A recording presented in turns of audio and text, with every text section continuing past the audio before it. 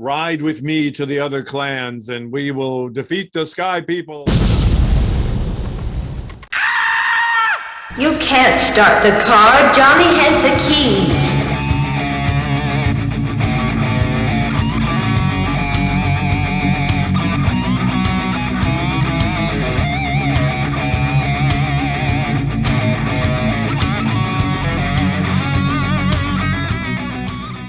Hello, and welcome out there in YouTube, podcast land, and all the other places you may be listening or watching us. You have reached Johnny Has the Keys, a podcast and YouTube channel where two guys talk about horror, science fiction, films, television, key influences on the particular topic of the episode, and then things that episode title may have influenced after that. If you are new to us, thanks. We'd love to know how you found out about us. If you wouldn't mind leaving a comment down there saying, hey, I heard about you, heard it from a friend who heard it. Heard it from a friend who. Yeah.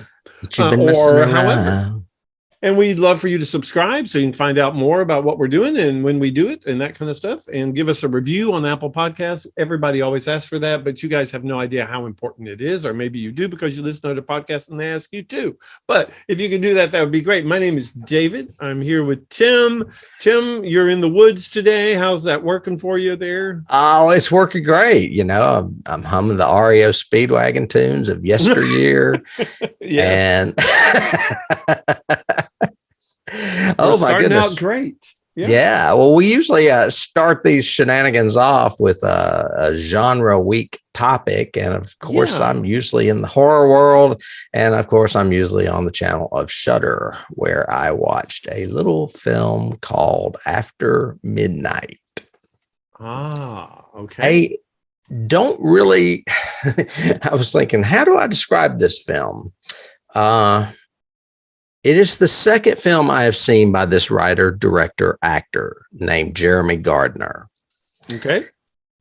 His movies are not mind-blowingly great, but they're always very, very interesting. The first one I watched was from a few years back, and it was called The Battery.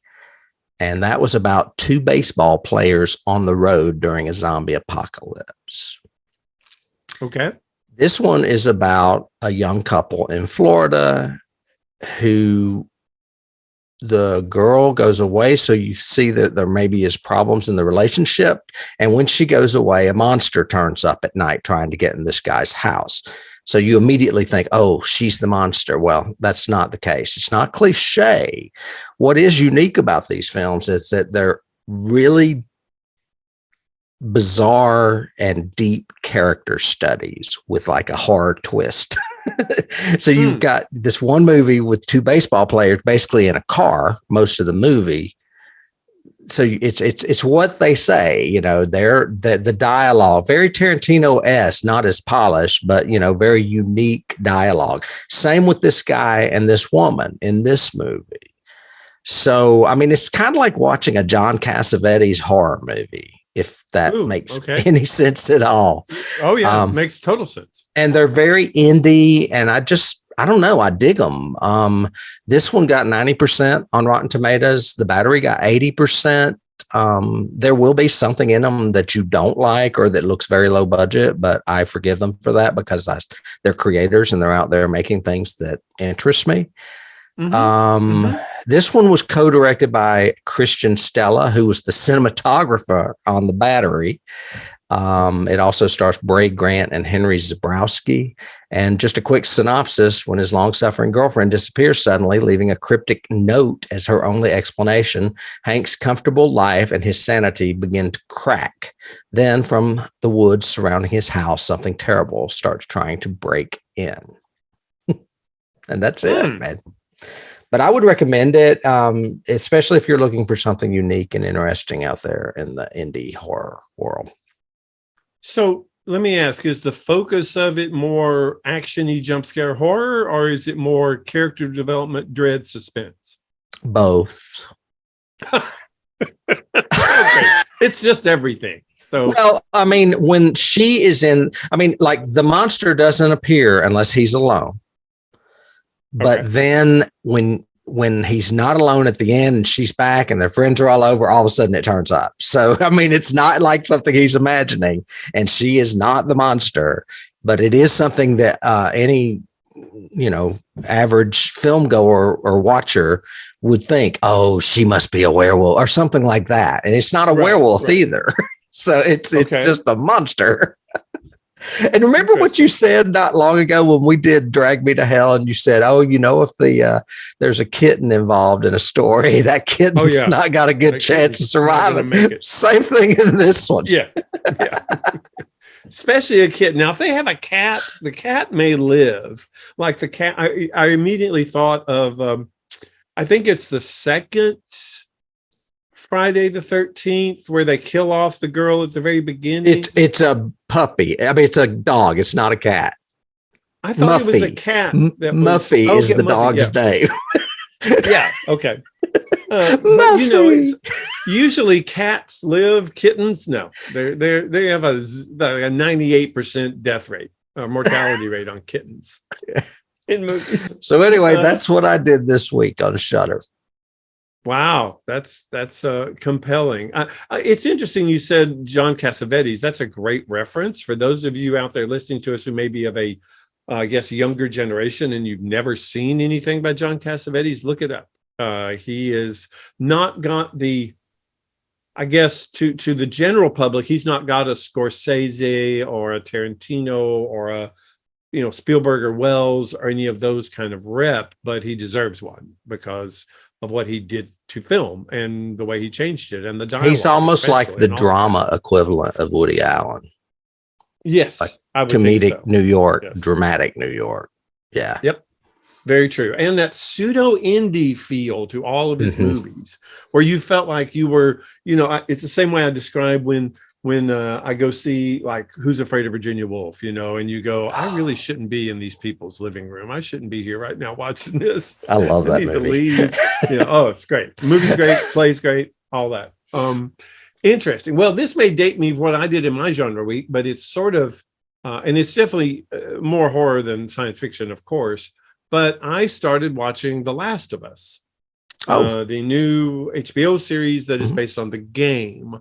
Not sure if you've ever played the game. I have. And I think that I would already say that just after a few episodes, this is probably the best adaptation of a game in history. It is brilliantly done, very dedicated to the game itself, but also with enough changes and twists and things that are different that make it unique and unexpected and good. But some of his photography and framing and everything is just like you're playing the game.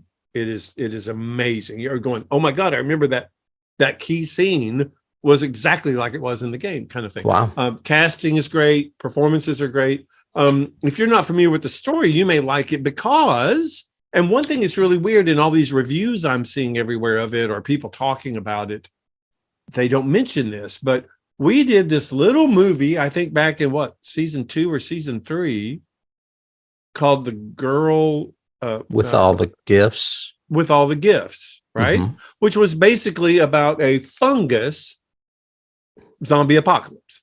And the fungus got into humans. The fungus came from the same fungus that infests ants and insects and all of that. We did a lot of research on it. It was a rage type virus, very similar to 28 Days Later, only instead of it being a virus, it was caused by a fungus. Yes.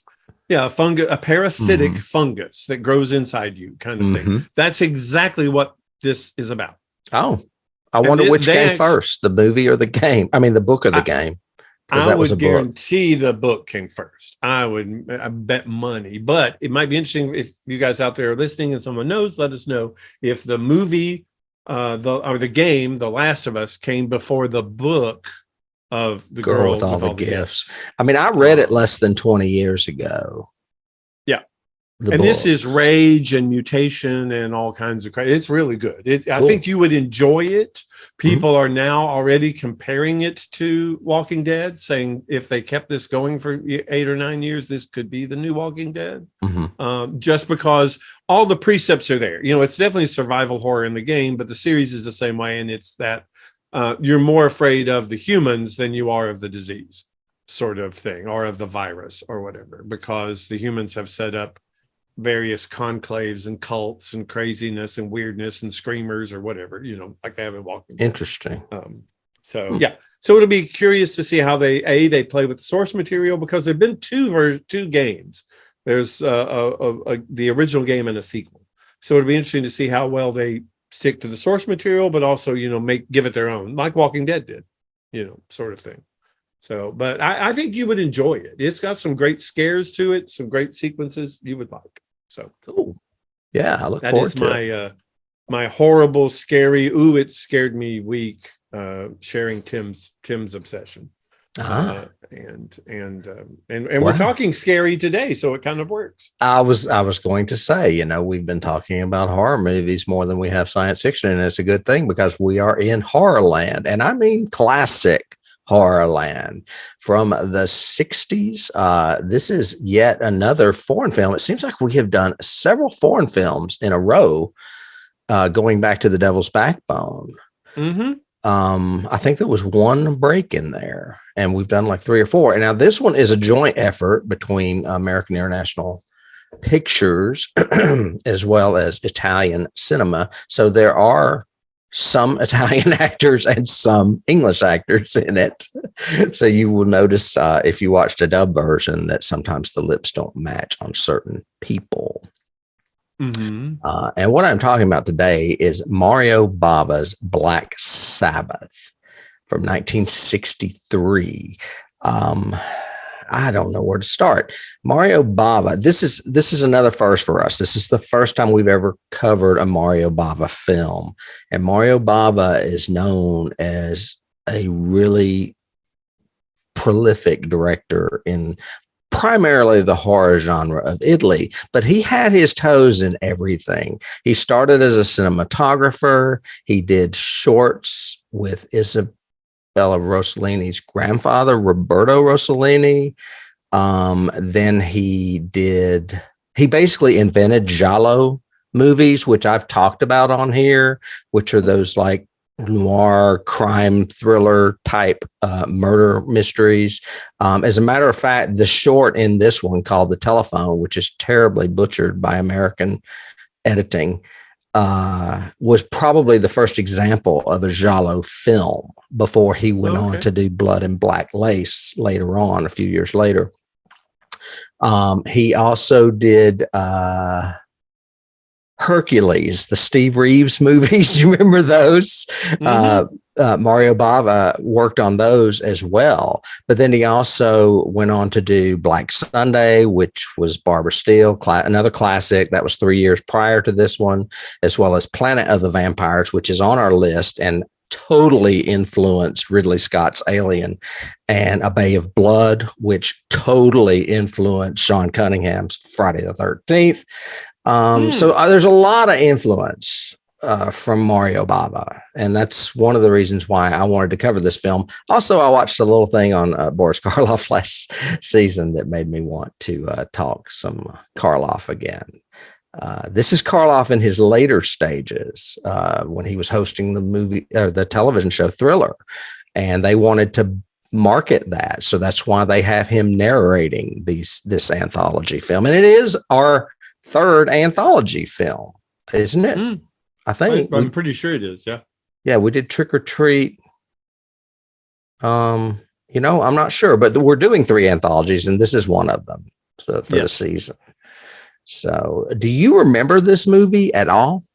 No, not at all. Oh, wow. I don't think I've ever seen this movie. And I have a secondary confession, because especially based on, our years of knowing each other and everything else, and your proclivity toward, horror anyway, I'm pretty sure based on my research I've done, this is the first Mario Bava movie I've ever seen, because I've never seen Black Sunday. I've never seen Planet of the Vampires. And all of his other titles were totally unfamiliar to me. Well, both of those are on our list. Yeah. I mean, Planet of the Vampires is about vampires. Yeah. Yeah, well, they're not, if I remember right, they're not really vampires, but it's called Planet of the Vampires. And I think another title may be Planet of Terror or some very Roger Corman-esque. But when you see it, you know why it influenced Alien when you watch it. It's very, Yeah, it's not a great film, but it's worth watching for the influences for sure. So yeah, I had never seen this movie before. I also started watching and watched about a half an hour of obviously the Italian version. Oh, I'm curious. Because the biggest differences were the order. It was in a different order, and the interludes or the interstitials with Boris Karloff. He was in front of this huge multicolor screen, and he was talking right to the camera, and he would walk toward it, and he would do all this wild, bizarre gesticulation and stuff. It was just really odd. And I think that's when I was texting you going, wait, is this movie French or what? Because the version that I found was obviously Italian because all the credits were in Italian. The dubbing was in English, but the subtitles were in French. Oh, that's hilarious. You must have found it on YouTube. Yeah. And I was going, I don't understand what I'm watching. I've got to find it somewhere else. So I ended up finding it somewhere else. Another source. I can't remember where the source was. But it was the AIP version. So that I'm assuming, and I'm sure you'll get into it with details, but this movie had varying forms of release in different orders and different dubbing and different things. And two really, the Italian version and then the AIP version. And the AIP version is the only version I've ever seen. I used to own it on videotape. I bought a copy of it from like a used VHS sale at like a video store. So that's why I'm surprised you haven't seen it, because I actually owned it. I figured that we had watched it at some time. But I have only seen this particular order, which there are 3 stories in this, all anchored by Boris Karloff's narration. And the American or AIP version it starts with a drop of water. It goes into the telephone and then ends with the Wurdalak. Right. And the one I ended up seeing of this, first of all, it was horrible quality. So a lot of my comments, I couldn't really talk a lot about cinematography or lighting or stuff like that because I was basing it on what it might look like in a remastered or restored print, because it was terrible. It was, I mean, literally, if I held up, wax paper to my camera right now and videoed us, that's what it would look like. It was very bad quality. That's why I said I'm surprised you could find it at all, because I didn't think you'd be able to find the Italian version. It was also in 4:3. It was also in ratio is 4:3, which is very unique because even when we watched a couple of other, what was the Raven? When we watched The Raven, it was in, full 16:9. It was CinemaScope kind of thing. This was not. This was like you're watching 60s television. Yeah. Very unique. Raven's another AIP movie too. Yeah. Yeah, we've been getting into AIP land a lot. I love it. Samuel Z. Arkoff. Samuel Z. Arkoff. Yeah. I guess my initial thought on it was because doing research and finding out, yes, it was heavily dubbed in English. It was heavily re-edited. The order was changed. They kept having, more cooks in the kitchen kind of things about it, cut out some of the gore, cut out some of these elements, which I'm sure you'll talk about, for sure. And I thought that was wrong. Again, same way I've always felt. And I'll tell George Lucas to his face and Steven Spielberg, my idol, to his face, stop messing with your movies. Leave them the way they were. Just leave them. Stop going back and retreading and da-da-da. And I think we're getting into that more and more now with the way societal things are. I saw something recently that said, you should not show the movie or the play Shrek anymore ever, because the donkey character is a reference to a blackface character from the turn of the century. And I went, what are you talking about? And even if you were, sorry, that's history. That's part of it. It happened. You know?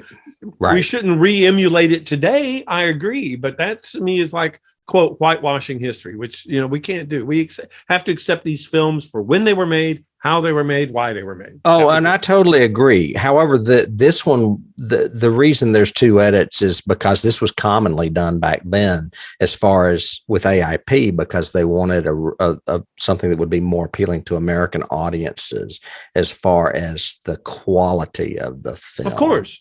Well, and it also had three major studios that produced it. It had three different entities that produced it, and all wanted their own, piece of it or and that weird narration you were talking about with Boris Karloff, I read where he was upset that it was cut because he said he never had more fun filming anything than that narration. Oh, you could tell just in because all I watched was and it was the telephone, I think, was in the Italian version. Well, that's the one to watch because that's the one that's changed the most. Yeah. So it was, but the in and out of it was him, kind of like the picture behind you, except imagine that as a multicolor, yellow, green, blue, and a tree in the foreground, and the telephone's on a weird stand. It was really neat. And he definitely had fun doing it. I could tell. I'm trying to think where to start with this. Well, like I said, it's an anthology. We have 3 stories. Well, I guess we'll attack each story as we progress through the AIP version. However, I do want to point out that they were trying to give some credit to these stories by attaching famous writers to them. Did you notice that? Yeah, I heard Chekhov and I went, what? Yeah, A Drop of Water, written by Anton Chekhov. Well, that's a total lie. He has no story or play that even remotely resembles that story. I don't know where that came from, but he is credited in this movie as writing that story. And then the Wurdalak, they credit to Tolstoy. But what they don't say is that it is Alexei Tolstoy, Leo Tolstoy's second cousin, that wrote this, not War and Peace author. Right. So there's some weird, and then I have no idea who wrote the telephone. I read somewhere where I think Bava tried to take credit for it, but then somebody tracked it down to like an anthology that came out in the 50s in Europe. It was a short story anthology that I saw in my notes, and Bava took credit for several years until he finally was proven wrong, I think, by somebody else. There was also 2 rewriters of it too, and then so it was all of this was a mishmash sort of thing. And I've got that in I wanted to read some to you I found in my production notes, because I saw that like I said, 3 different entities like produced it, and they all had a hand in crafting it, from a visual to a storytelling to however, editing, obviously. But it was originally called The 3 Faces of Fear, and Bava wanted it to be much scarier than it ended up being. But it was a trend that was happening in Italian cinema at the time. And let me read you this, because it said, to avoid high costs and larger stars, producers created anthology films involving 3 or 4 short narratives whose combined running time was that of a regular feature film. A second trend was to match up an up-and-coming actor or a much older actor with a European ingenue actress. As in Spy in Your Eye was paired Pierre Angeli with Dana Andrews.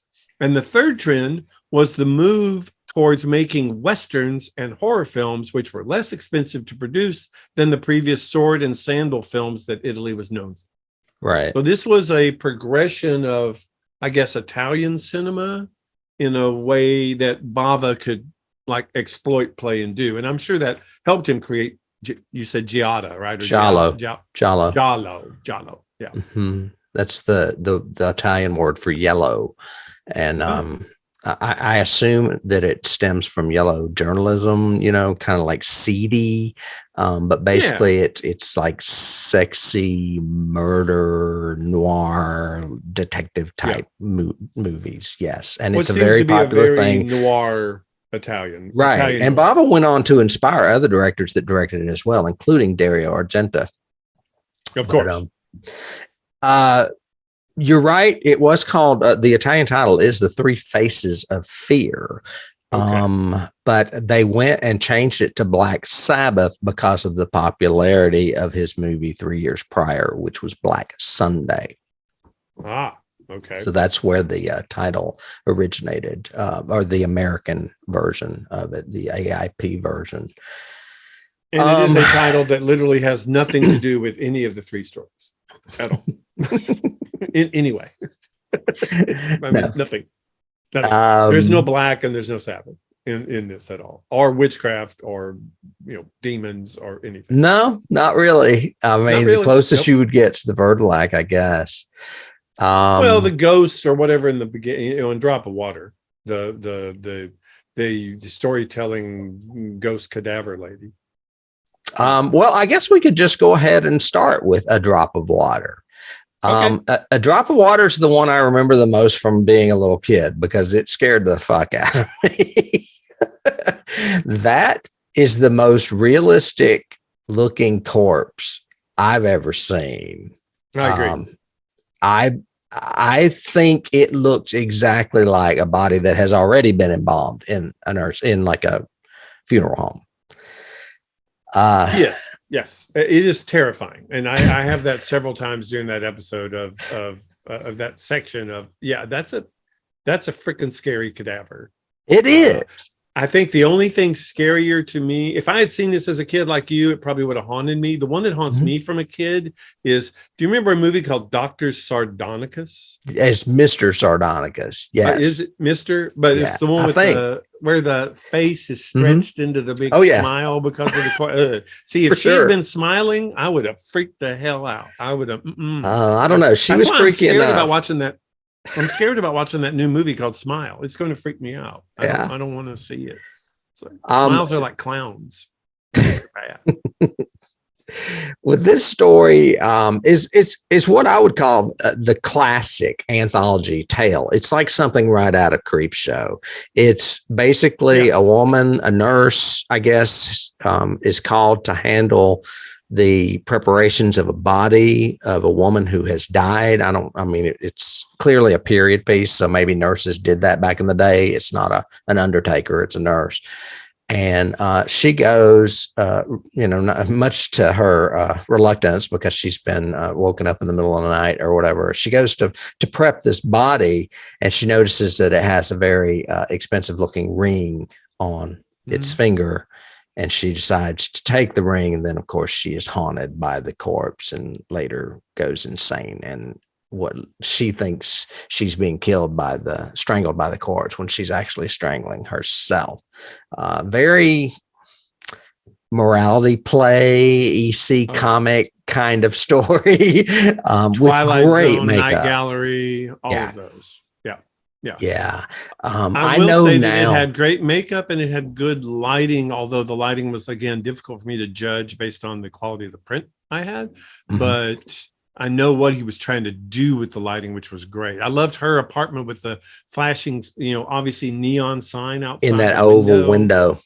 Yeah, which was great. And then the huge sets for the old lady's house. She was a medium. Yes. But these huge, vast doors and big hallways and long walks, all that, it was really cool. And it also allowed him to do that very Italian horror movie thing of that, sped up 60s zoom in, that would go right to somebody's face, when they're scared or whatever. So, yeah. Excuse me. As far as that makeup, I learned while doing research for this that it's actually a mask, and you can tell because the hands don't match in color to the face, but it's a real body, but like a mask on the person. And I guess that's why it looks so dead. Yeah, it's great. But also like everything else they did too. I like when it's hovering or moving, the arms look stiff and rigamortized or whatever, even when they're coming out, for her or whatever, they're very stiff looking, when she's sitting in the rocking chair doing the rocking chair thing, I was going, okay, this is freaking creepy. I don't like this. It's very creepy. Get her out of my house. It's a lot of people consider this one of the best anthologies out there. And I can see why. I mean, it's very influential. And it did kind of invent the format. It's probably the first anthology that came along since the other of the three that we did, which was Dead of Night earlier this season. Right. I mean, I don't know. And that came out in the 40s. This came out in the early 60s. So like 20 years went by before we had another one of these, probably. Yeah, people just don't trust anthologies, and I don't see why. I think they would be very, very effective. It's Mm-hmm. kind of like, Well, the three, I horror. think the three that we have covered this year, Dead of Night was the least effective, and it was the oldest, but Yeah. and Trick or Treat would have probably been the most effective. Correct. I would agree with that. But I But did like Dead of Night. I kind of like Dead of Night better than this one, really overall. Yeah. Oh, not me. Yeah. I mean, yeah. But back to signature things, as far as you were saying, this is beautifully shot. It's beautifully lit. It's very much like what Mario Bava was known for. A lot of people referred to him as an artist, that his movies look like art. And I think a lot of that comes from the colors. He did not shy away from that. And I think George Romero stole directly from it for Creepshow when he was lighting in those bright colors of red and blues and purples and greens. I mean, you can see a little bit of it in that shot behind me, the purple lighting on the pillow there. Yeah, see, my print didn't have that. I couldn't see that. My print almost had a very saturated, washed out look to it, so I couldn't appreciate any of the color. Oh, so sorry. So sorry. I watched a print from my library, and it's as pretty as what you see behind me. Yeah. And see, that's great. That's great. Almost, it's not 4K, but it's definitely, a great resolution. Mine was not. Mine was scratchy. Wow. Well, that's unfortunate. So anything else? Give me your copy to rewatch. Well, I didn't, I rented, I borrowed it from the library. I don't have a copy. I owned it on VHS, but I don't own it on DVD.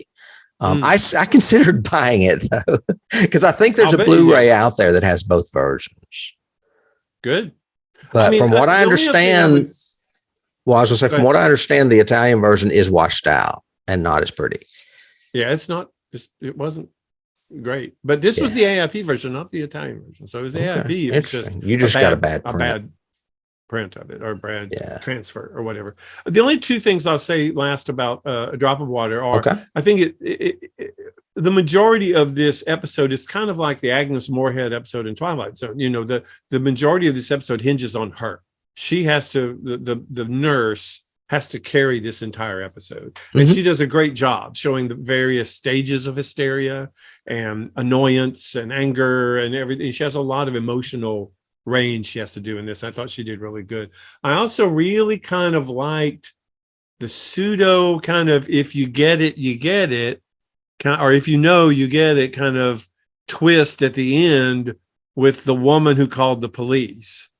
And she's standing there and they're examining the body, and the guy says the ring, obviously she's got this scar, this cut on her finger, like somebody removed a ring, right? And blah, blah, blah. And it cuts to the woman and she's like, looking around and everything. And at the very end, you start hearing water dripping. And I thought, oh, okay, cool. She stole the ring, but nothing is said about it or even really implied about it. It's just the little twist. Shoots her. Yeah, it was a nice little twist. Yeah.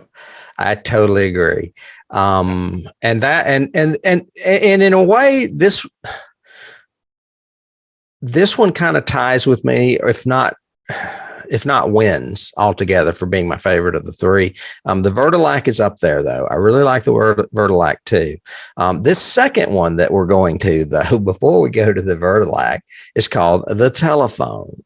This to me is the one that's the major problem for this movie. Would you agree there? Oh God, yeah. I think the major problem is I couldn't tell what was going on. There was not enough backstory for me to understand what the fear factor was. Well, they totally changed it. America, apparently AIP thought America couldn't handle lesbians and prostitution, which are the genesis of this story. It's basically about a prostitute that has quit and has gone back to her lesbian lover, and her pimp murders her, or is going to murder her.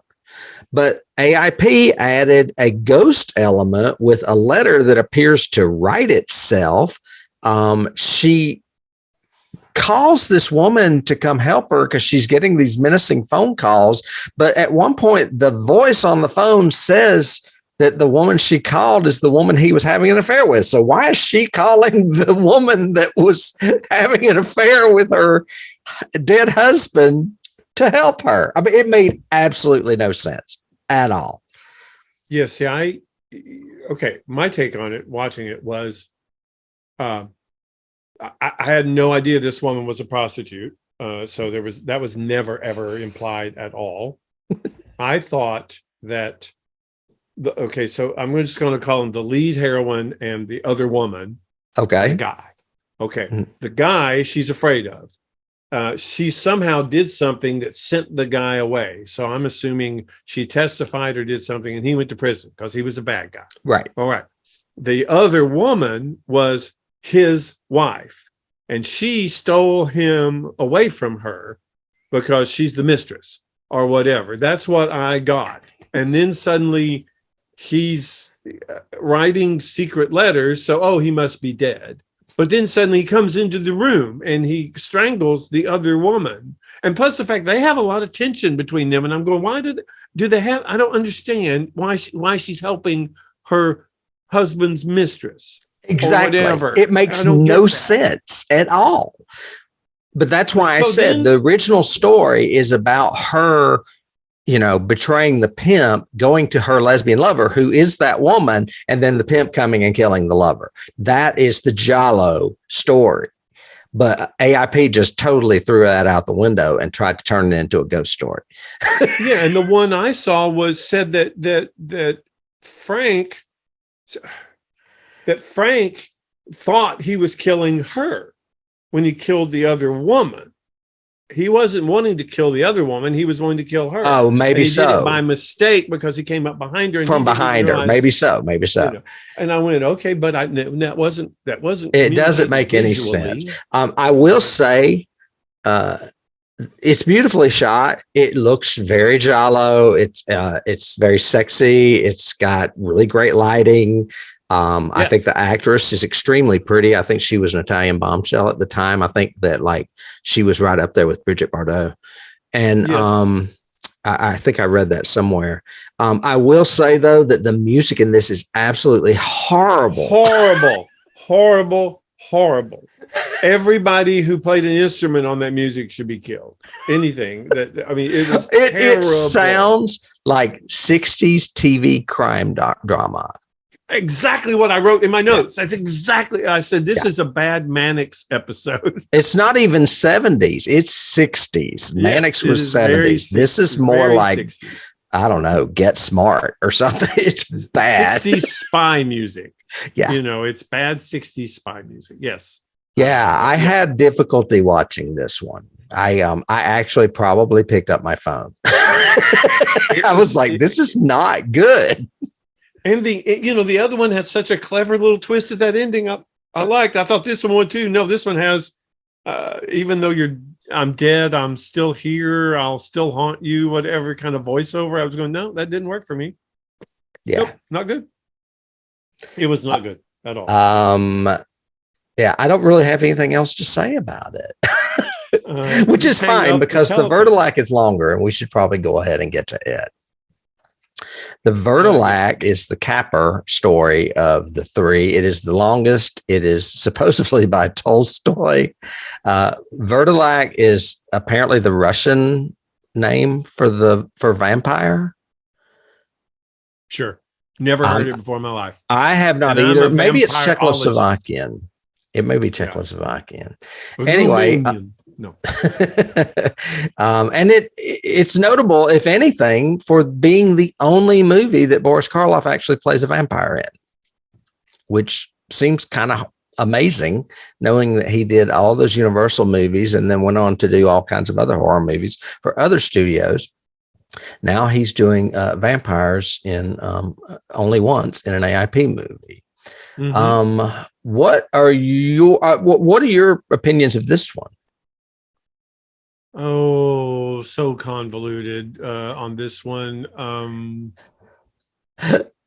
I really wanted to like it because I like vampires, of course. Right. I like period piece vampires. I really like that. And I thought his setting using exteriors, so we were outside and we were on horseback and all of that. Sometimes on horseback, sometimes on a puppet. Sometimes on a puppet, you could tell. I liked the lead. I thought he was really good. I thought the ingenue was very attractive. So she was pretty, but I don't really care about either one of them or anybody else in the family. They fall in love really fast too. Yeah, well, you got to give them that. I mean, that's the 60s. That's that 50s and 60s. I fall in love overnight. Run away with me. It's like, your husband's dead. I'm in love with you. Run away with me quickly. You know, the little boy, as soon as I saw the little boy, I said, okay, he's a kitten. He's a kitten. He's really? See, in the 60s, I would not have thought that, because in the 60s, they didn't do that kind of stuff. Usually. Well, then I thought that was actually very progressive. But killing a kid. The ending was telegraphed way too far away for me, so I didn't have the suspense. And the whole thing, I guess it's because it was Karloff.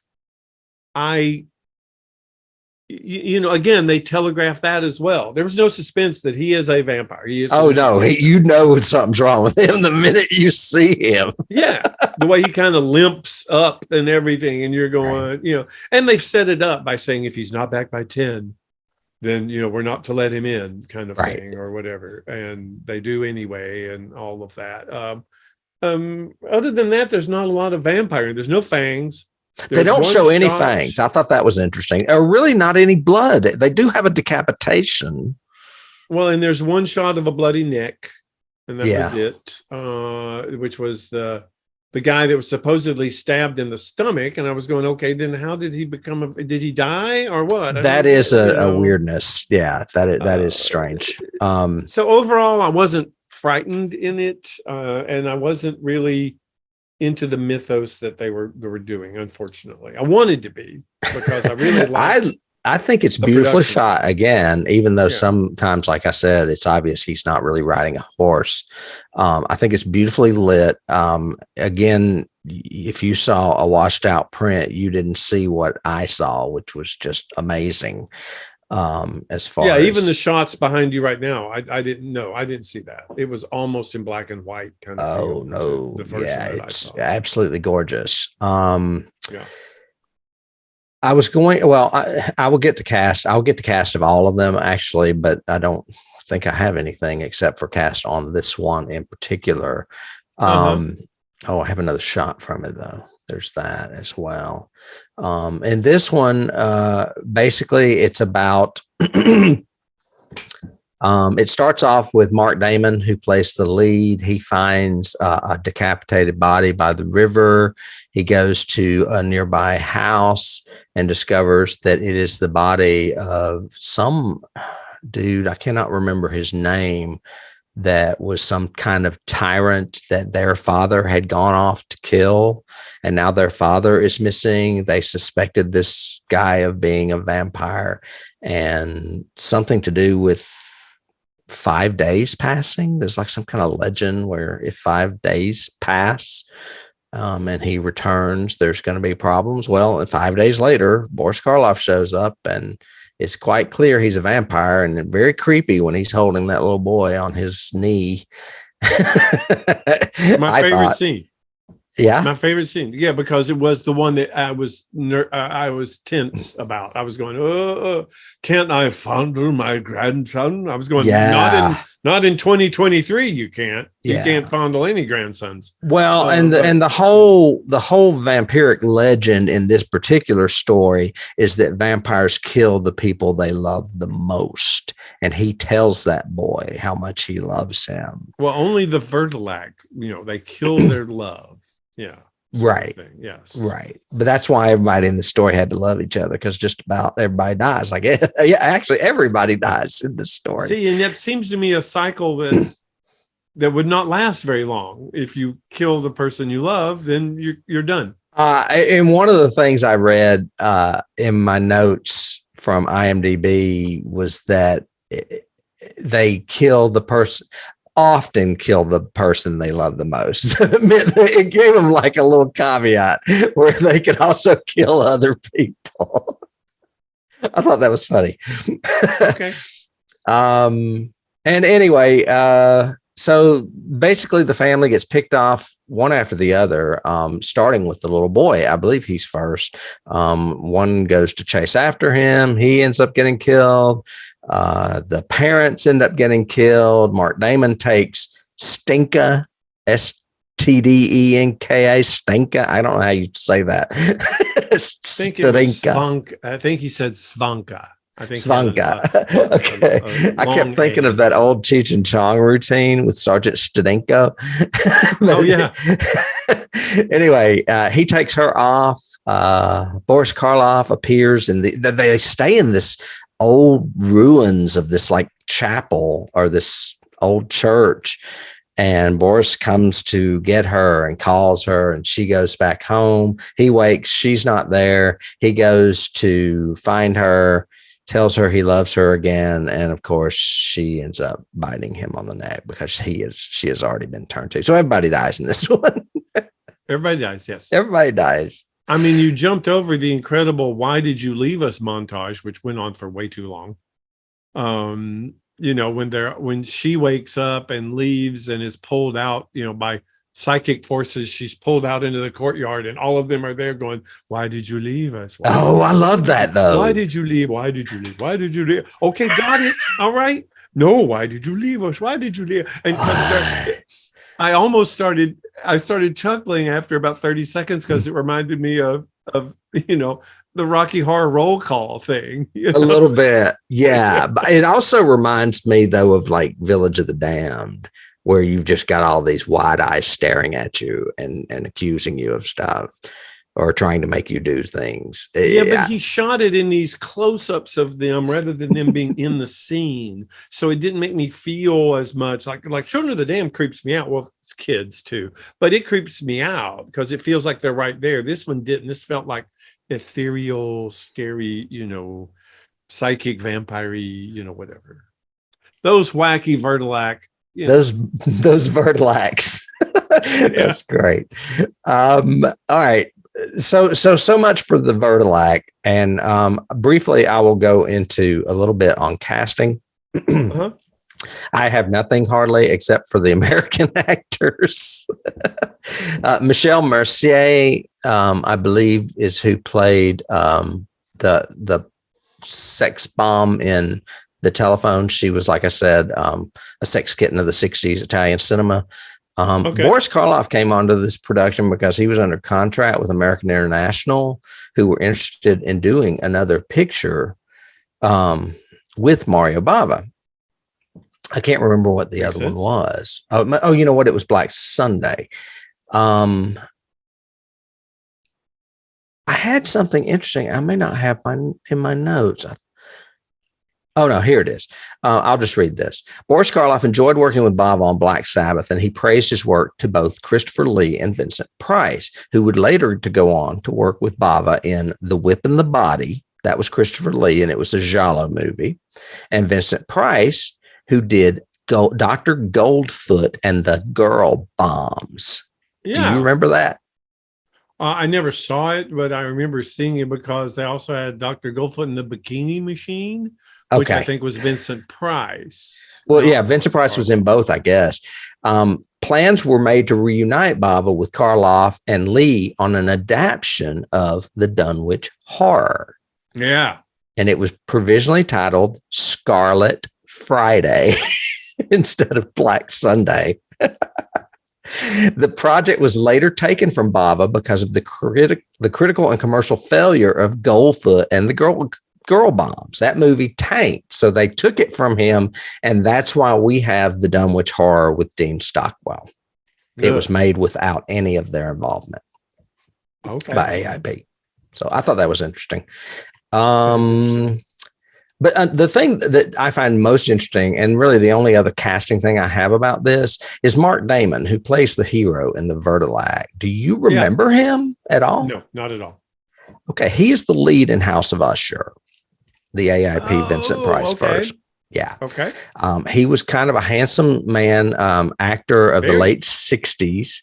But when he went to Italy to make some of these movies, fell in love with the culture and ended up becoming a broker for American films in Italy. And he is hugely known for that process that we were describing earlier with AIP negotiating to get Italian films and vice versa, bringing American films to show to Italy. So he kind of broke out of being an actor and got behind the scenes as what, I don't know what you would call that position, just a foreign film sales agent, I guess, something like of that degree. And he's still alive. You could look him up. He's still very handsome, just got gray hair instead of black hair. Wow. So that's Mark Damon for any of those out there. I'm sure that we will eventually cover House of Usher because that's probably my favorite version of it, other than this upcoming one that Mike Flanagan's doing. Yes, of course. And then as far as awards, all of the awards I have for this were posthumous and basically on DVD releases of the film. It's not on the 1001 movies you must see before you die list. However, Black Sunday is on that list. So, and that is also on our list for a future potential candidate on Johnny Has the Keys. Okay, so I just had a flash of something. You used to have a VHS and maybe even the poster or whatever of a movie called Zombie. Mm-hmm. And it was like a gray skull with worms coming out of the eyes or whatever. It's color. It's not gray, but yeah. Okay. Wasn't that Mario Bava? No. Who was, that was Luciano Fulci. Right? It's Lucio Fulci. And honestly, if you put Bava and Argento and Fulci in a pile, Fulci is the least. He's not, I mean, he did a lot of rip-off zombie movies. He's would be my least Corman favorite. Yeah. He's the Roger Corman of the bunch for sure. Okay. Yeah. I would say Argento and Bava are the stylists, the artists. Before we, what's that? I said, sorry, that just came out of nowhere. I was going, who is that? Okay, go ahead. Okay. Before we move on to keys, do you have any other things you want to say as far as trivia or anything? No, I did all my trivia and the three kind of process of making this, and you can see the Western influence in this, of course, with the Wurdalak especially. That whole, we're isolated in the cabin, and there's a killer out there in the woods, and we got to go get him or whatever kind of thing. And again, it was, I would probably say watch this, but watch a much better version than I did, just so I could appreciate the cinematography. That'd be my final thoughts on that. Yeah. I'm looking at my notes in trivia, and I have like a little thing about the telephone, but I'm not even going to bother because honestly, it just doesn't. The version that we saw makes absolutely no sense. The only other trivia I do have is that Bava, it wasn't just Bava that was in the movies. His father was in this movie and his son was in movies. And his father was a special effects person that actually created that sculpted head you see in that picture behind me. So he got his dad to come on set and create that head. I thought that was cool. Now his son, Lamberto Bava, went on to direct Demons, which is another one of my favorite Italian movies. I remember seeing that one, I think, years and years and years ago. Yeah, I saw that one at a theater, but then I also saw it numerous times on video, and it is on our list as well. I'm sure it is. Keys. I have several, actually. I think the first one, you already mentioned it, is, Karloff's anthology series that was on called Thriller, which this obviously, they wanted to emulate that this way. I have two that you might like. One is Telltale Heart, because the movie or the book? Both. A drop of water is that same story of I've done something I feel guilty about and it's haunting me, kind of thing. And it was in Poe's version, it's the heart in the floorboards, and this one it's the old lady coming to kill me sort of thing. And then I had one again for Drop of Water, which was The Changeling, a movie we both like. That we really, but because remember, George C. Scott, the first few nights he's in the house is haunted by the dripping water, making the really loud kaboom, kaboom. Well, it's also the sound of like the beating of a tub. Yeah. Right. It's the kid beating the tub as he's being drowned. Right. Kind of thing is what it ends up being. Spoiler. Oops. But anyway. Yeah, there you go. 40, 50-year-old spoiler. Well, my biggest key is basically Ozzy Osbourne and Company, the band Black Sabbath. Yeah. Where did, what, Black Sabbath did get their name, the rock band that is, did get their name from this movie. They were a band called Earth that were playing in a little dive somewhere, probably in Birmingham. That's where Ozzy Osbourne was from. Okay. And they saw this movie on the marquee across the street, and the lines to get in to see this movie were much longer than the lines to get in to see their band. And they said, you know what? Horror sells. Let's change the name. And they changed their name to Black Sabbath, and the rest is history. Well, there you go. There you go. I mean, you can't get a bigger key than that, really. Other keys would, we've already named some. I mentioned Dead of Night, but any anthology movies, especially, I was trying to find narrated anthology movies. Can you think of another narrated anthology movie? Not right off. I know. And when you Google it, they just send you all the anthologies. They don't send you. Well, there's lots of series though that I have, like, even now, Cabinet of Curiosities, Night Gallery, Twilight Zone, all of those are very, narrated, set up short stories kind of thing. But yeah, I can't think of another movie that has the narration. What's the one where they all gather and it's not a seance? It's like at a relic-y kind of place, though. I think it's Vault of Horror or Tales of the Crypt, or both, because both of those are British and both of those are very good. I like them. And they keep cutting back to them. It's not narrated, but it keeps cutting back to their story as they each relate their story, almost like Dead of Night. It's like Dead of Night. It is Tales of the Crypt, because I can remember Joan Collins sitting there and them telling her story about the Santa Claus murder or whatever. But they're like, I want to say they're in a mausoleum, aren't they? Yeah, it's like a crypty kind of place, is what I said. Yeah. I have Scream. Because the in the telephone, the whole thing of him saying, "Why are you covering yourself with a towel?" Yeah. And I mean, he's obviously watching her, or able to watch her. And that was very Scream to me. Yeah. I was going, I bet Wes saw this movie. I bet he did. Oh, for sure. For sure. Yeah. Let's see. I have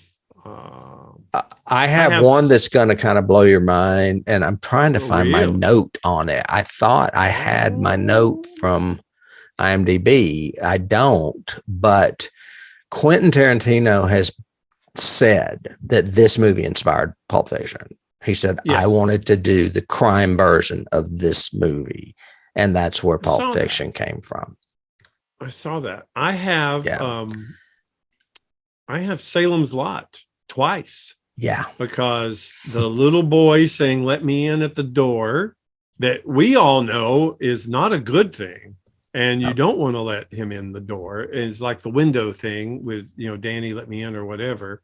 And the rocking chair in the first scene, when she looks over and the cadaver lady's in the rocking chair. Oh, yeah. Yeah, for sure. It reminded me of that scene of the bus driver, or the teacher.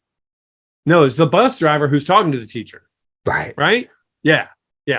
He's going, "Come here, teacher." Da da da. Teacher. Yeah. It's That was Mike good. Ryerson. It's not the bus driver. It's the grave That's right. It's Mike digger. Ryerson. Yeah. The grave digger. Yep.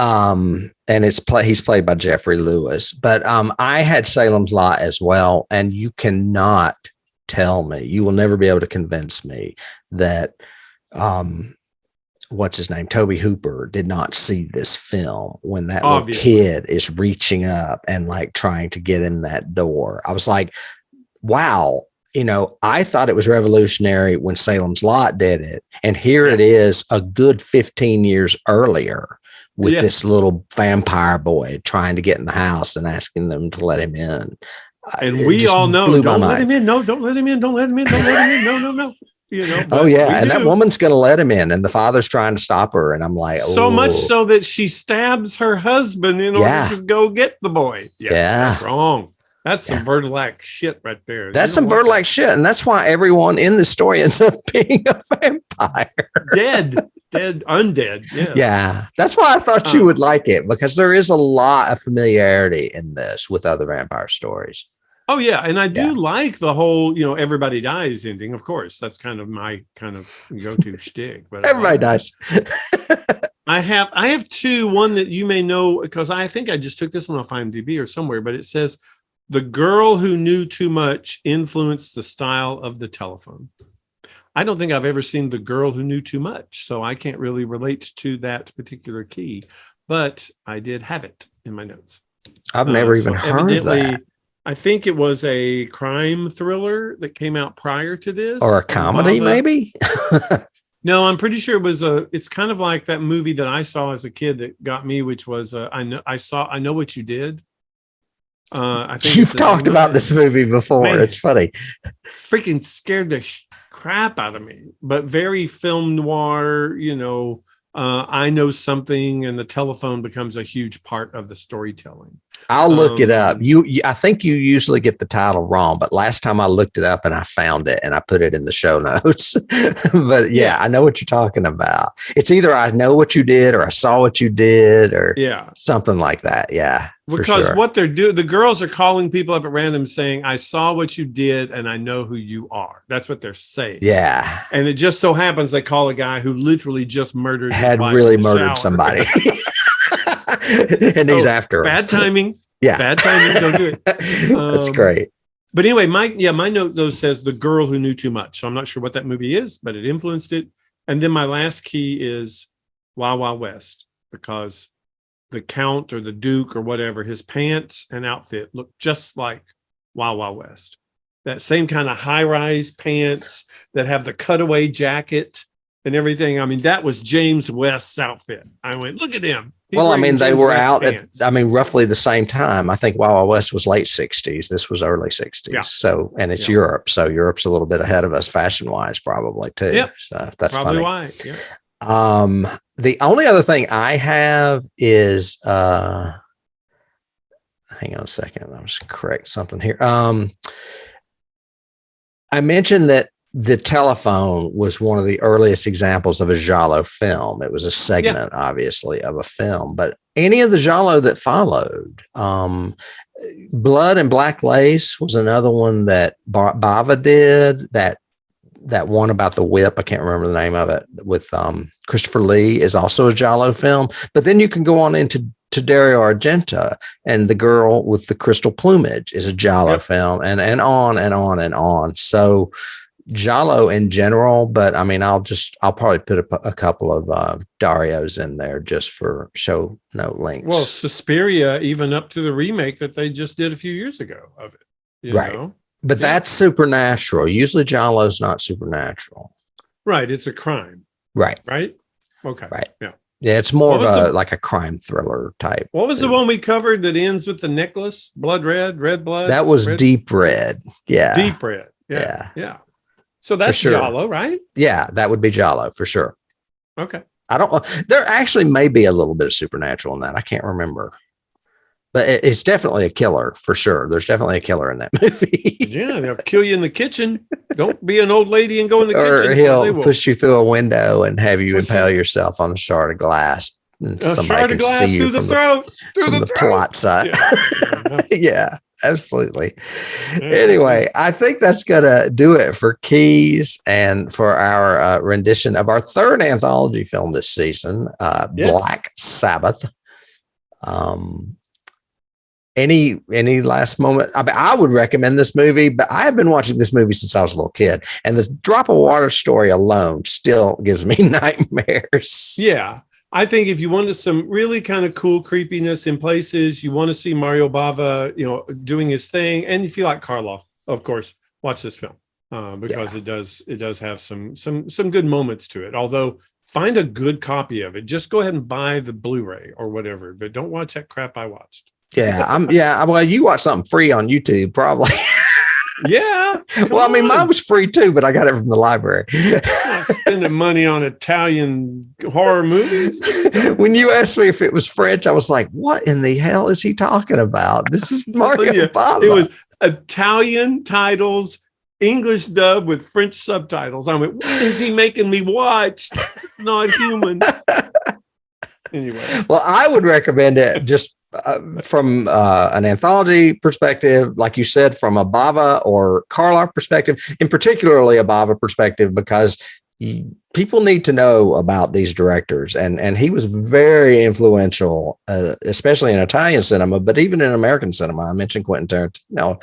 So I would definitely watch it for those reasons. And we would like to thank you for joining us today as far as all that is concerned. Yeah, David, if you all are out there watching, if you have watched it or haven't watched it, let us know what you think. We'd love to know. That's what we think. What do you think?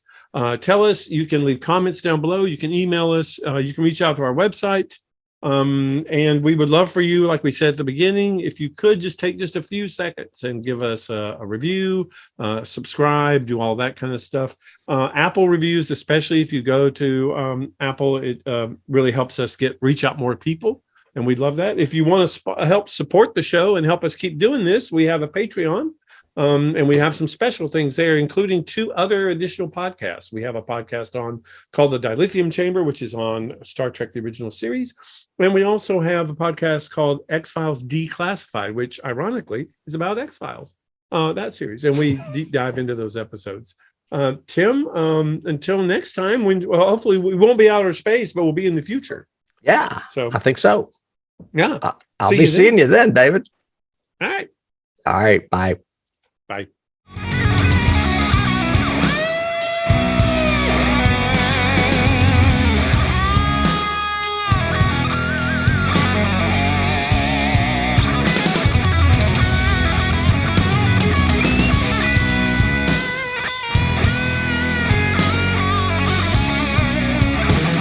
You can't start the car. Johnny has the keys.